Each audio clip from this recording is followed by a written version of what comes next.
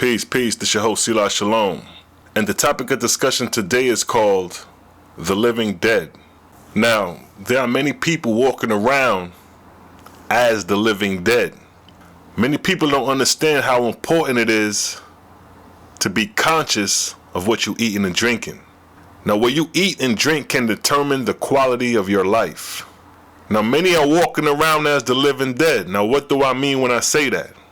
When you eat things that are dead, death begins to inhabit your body. And the slow process of death begins within while alive. It starts when you consume foods that are dead. Chicken, pigs, cows, fish.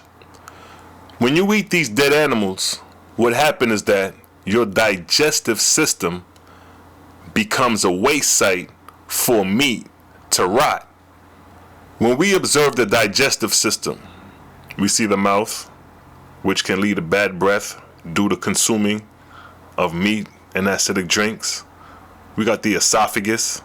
Meat can also stick to the lining of the esophagus and rot. Then we got the stomach, where ulcers are formed due to high concentration of acid from acidic drinks and meats.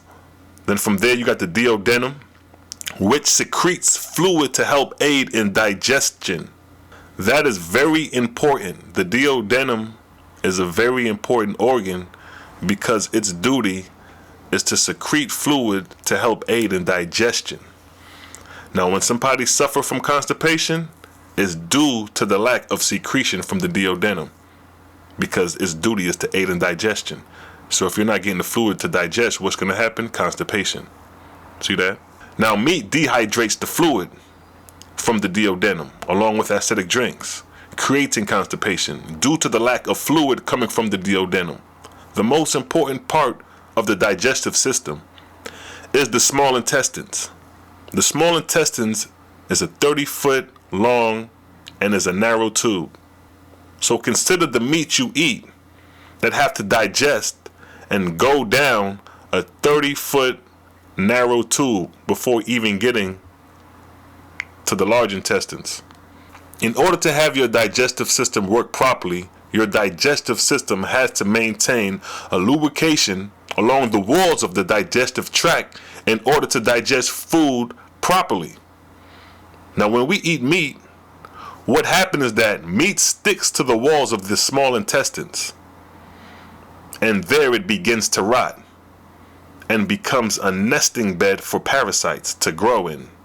And these parasites or worms feed back on the very substance that produced them, being the meat that you ate that never fully digested, sticking on the walls of your intestines.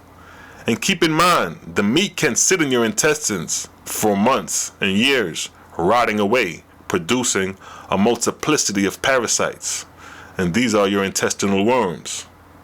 And this is why I classify this as the living dead, because you have death in you from the meat you consume and parasites being created off of that death living in you, creating the living dead.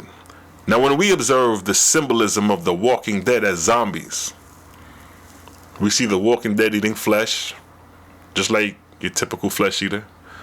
We see the walking dead with worms coming out of their stomach. This reflects the very dietary lifestyle of the living dead. This reflects intestinal worms. See that? So these symbolism of the living dead are real. People are unaware that the meat that they're consuming is creating worms in their intestines, slowly eating away at you from the inside. They're dying from within. And being that acidic foods, meats, and drinks dehydrate your cells are slowly dying on a cellular level as well.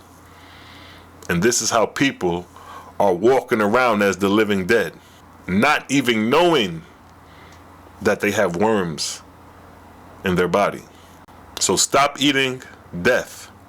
Stop eating the meats. Eat things that are alive. Your fruits, vegetables, your grains. Start to make the change slowly but surely. Substitute meat for vegetarian meat, meatless meat. It's not the healthiest, but it's better than eating that dead flesh. It's way better than eating that dead flesh. And the medicinal herbal tea will give life to those dry bones in the valley. See, we speaking on human anatomy. The dehydration of the cell is the dehydration of the body as whole. One singular cell works for the rest.